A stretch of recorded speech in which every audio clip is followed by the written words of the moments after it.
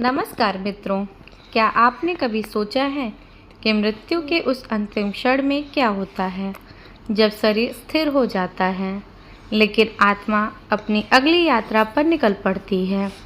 क्या मृत्यु वास्तव में अंत है या फिर एक नए मार्ग की शुरुआत? गरुड़ पुराण में भगवान विष्णु ने गरुड़ जी को मृत्यु और आत्मा की यात्रा के बारे में कई रहस्यमयी बातें बताई हैं। इन वर्णनों को आस्था और धार्मिक मान्यताओं के रूप में देखा जाता है।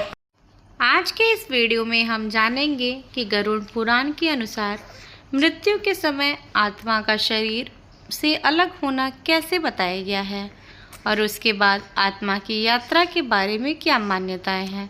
तो वीडियो को अंत तक अवश्य देखें। हिंदू धर्म में आत्मा को अजर, अमर और अविनाशी माना गया है। शरीर बदलता है, जन्म लेता है और समाप्त होता है, लेकिन आत्मा को शाश्वत माना जाता है। भगवद गीता में भी कहा गया है कि जैसे मनुष्य पुराने वस्त्र त्याग कर नए वस्त्र धारण करते हैं, वैसे ही आत्मा पुराने शरीर को छोड़कर नया शरीर ग्रहण करती है। इसी कारण मृत्यु को अंत नहीं बल्कि परिवर्तन माना गया है।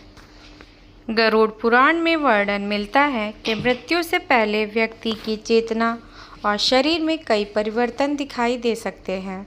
धीरे धीरे शरीर की शक्ति कम होने लगती है, मन संसार की चीज़ों से हटने लगता है। कई धार्मिक कथाओं में उल्लेख मिलता है कि कुछ लोगों को अपने दिवंगत परिजनों की याद अधिक आने लगती है या आध्यात्मिक भाव बढ़ जाता है। इन बातों को धार्मिक मान्यताओं के रूप में देखा जाता है। जब मृत्यु का समय आता है तब शरीर के अंग धीरे धीरे कार्य करना बंद करने लगते हैं। हाथ पैर शिथिल हो जाते हैं, सांसें धीमी होने लगती हैं। मनुष्य अपने आसपास की आवाज़ें कम सुन पाता है। परिवार वाले उसे पुकारते रहते हैं, लेकिन उसकी प्रतिक्रिया कम होती जाती है। धार्मिक मान्यता के अनुसार इसी समय आत्मा शरीर से अलग होने की प्रक्रिया में होती है। गरुड़ पुराण के अनुसार मृत्यु के क्षण में आत्मा शरीर को छोड़ देती है। शरीर वही रह जाता है, लेकिन आत्मा अपनी यात्रा पर आगे बढ़ती है। धार्मिक कथाओं में कहा गया है कि आत्मा कुछ समय तक अपने शरीर और परिवार के पास रह सकती है और अपने प्रियजनों को देख सकती है। वह सब कुछ देखती है, लेकिन किसी से संवाद नहीं कर पाती है। यही कारण है कि कई परंपराओं में मृत्यु के बाद धार्मिक कर्म कांड किए जाते हैं। गरुड़ पुराण में बार बार कर्मों के महत्व पर जोर दिया गया है। मान्यता है कि व्यक्ति के अच्छे और बुरे कर्म उसकी आगे की यात्रा को प्रभावित करते हैं। दान, सेवा, सत्य और धर्म के मार्ग पर चलने वाले व्यक्ति के लिए शुभ फल बताए गए हैं, जबकि दूसरों को कष्ट देने, छल कपट करने और अधर्म करने से नकारात्मक परिणाम बताए गए हैं। मृत्यु के बाद परिवार के लोग शोक मनाते हैं। धार्मिक परंपराओं में प्रार्थना, स्मरण और श्रद्धांजलि का विशेष महत्व माना गया है। कहा जाता है कि अच्छे विचार और प्रार्थनाएं दिवंगत व्यक्ति की स्मृति का सम्मान करने का माध्यम होती है। गरुड़ पुराण का मुख्य उद्देश्य भय उत्पन्न करना नहीं, बल्कि जीवन के महत्व को समझना है। यह संदेश देता है कि मनुष्य को सत्य, करुणा और धर्म के मार्ग पर चलना चाहिए। धन, पद, प्रसिद्धि सब यहीं के और यहीं रह जाते हैं। साथ जाते हैं तो केवल आपके कर्म। आपने जो भी किया है वो साथ आपके जाता है, ना ही आपके धन जाते हैं आपके साथ, ना आपके पद, ना प्रतिष्ठा, कुछ भी आपके साथ नहीं जाता है। अगर सिर्फ जाता है तो आपके साथ आपके किए हुए कर्म। पुराण का मुख्य उद्देश्य भय उत्पन्न करना नहीं, बल्कि जीवन के महत्व को समझना है। यह संदेश देता है कि मनुष्य को सत्य, करुणा और धर्म के मार्ग पर चलना चाहिए। धन, पद और प्रसिद्धि सब यहीं रह जाते हैं, साथ जाते हैं तो केवल कर्म। इसलिए हर दिन को सार्थक बनाना चाहिए, ज़रूरतमंदों की सहायता करनी चाहिए, माता पिता का सम्मान करना चाहिए। सत्य बोलना चाहिए और दूसरों के प्रति दया रखनी चाहिए। पुराण में कर्म और मानसिक अवस्था को महत्वपूर्ण माना गया है।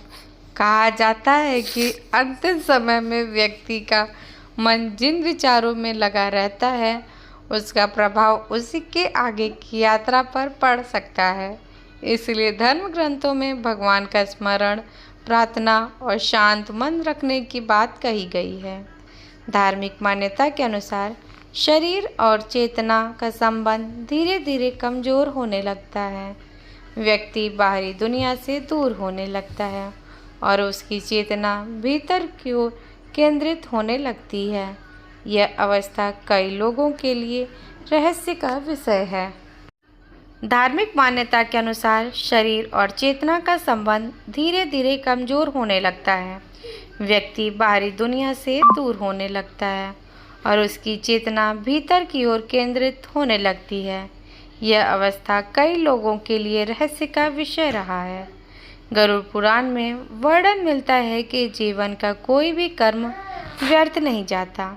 छोटी से छोटी भलाई और छोटी से छोटी बुराई का भी महत्व बताया गया है। इसी कारण धर्म, दया, सेवा और सत्य का पालन करने पर जोर दिया गया है। धार्मिक कथाओं में कहा गया है कि जो व्यक्ति अत्यधिक मोह और अशक्ति में बंधा रहता है उसे मृत्यु के समय अधिक कठिनाई का अनुभव हो सकता है। इसलिए जीवन में संतुलन और वैराग्य का महत्व बताया गया है। अन्नदान, जलदान, गौ सेवा, जरूरतमंदों की सहायता और धार्मिक कार्यों को पुण्यदायी माना गया है। गरुड़ पुराण में दान को केवल धन देने तक सीमित नहीं है बल्कि सेवा और करुणा का भी रूप माना गया है। अक्सर लोग यमराज को केवल भय का प्रतीक मानते हैं, लेकिन धार्मिक मान्यताओं में उन्हें न्याय का देवता कहा गया है। उनका कार्य कर्मों के अनुसार तय किया जाता है। गरुड़ पुराण का संदेश है कि मृत्यु से भयभीत होने के बजाय जीवन को सार्थक बनाना चाहिए। जो व्यक्ति धर्म और सदाचार के मार्ग पर चलता है उसके लिए मृत्यु को एक परिवर्तन के रूप में देखा गया है। तो मित्रों, मृत्यु जीवन का एक स्वाभाविक सत्य है। गरुड़ पुराण हमें यह सिखाता है कि जीवन को अच्छे कर्मों, सदाचार और धर्म के साथ जीना चाहिए। आत्मा की यात्रा के बारे में विभिन्न धार्मिक मान्यताएं हैं, लेकिन उनका मूल संदेश यही है कि मनुष्य अपने कर्मों को श्रेष्ठ बनाए। यदि आपको यह वीडियो पसंद आया हो तो वीडियो को लाइक करें, चैनल को सब्सक्राइब करें और ऐसे ही धार्मिक एवं ज्ञानवर्धक जानकारियों के लिए जुड़े रहें। मिलते हैं अगले वीडियो में, तब तक के लिए हर हर महादेव।